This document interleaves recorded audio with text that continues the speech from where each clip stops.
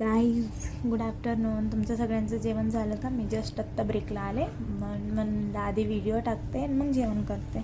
मग सकाळी आधी उठले मस्त आणि किचनमधलं क्लिनिंग राहिली होती. काल नाईटला मी केली नव्हती. भांडी तशीच होती रात्रीची जेवणातले वगैरे.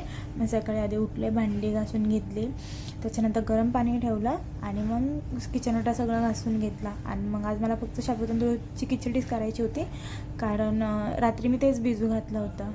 खिचडी खायची होती म्हणून मग साबुदाण्याची खिचडी करून घे. आणि त्यात मी चुकून मीठ टाकायचं होतं मला, पण मी हळद टाकून बसले. म्हटलं जाऊ दे, फेकून देण्यापेक्षा खाऊन घेते. पण छान लागली, मला तर खूप आवडली.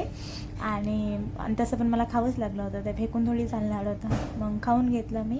आणि त्याच्यानंतर मग फरशी वगैरे पण पुसायची होती. म्हटलं जाऊ दे, आज सगळं पूर्ण कामच करून जाते, म्हणजे संध्याकाळी आल्यावरती मला आराम होईल. मग फरशी पुसून घेतली, त्यावर माझं पाणी पूर्ण रेडी होतं. मग काय नाही, मग ब्रश करून घेतला आधी आणि मग आंघोळ करून घेतली.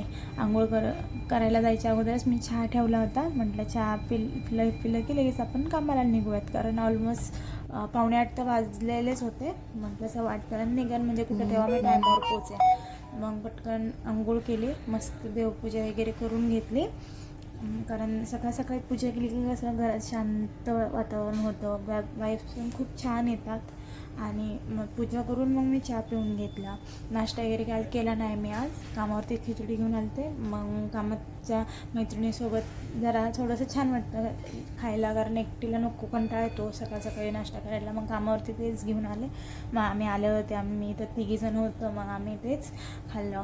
मग असा होता माझा आजचा दिवस. आणि मला तुम्ही असंच सपोर्ट करत राहा, व्हिडिओला शेअर करा, लाईक करा, कमेंट करा. Bye bye.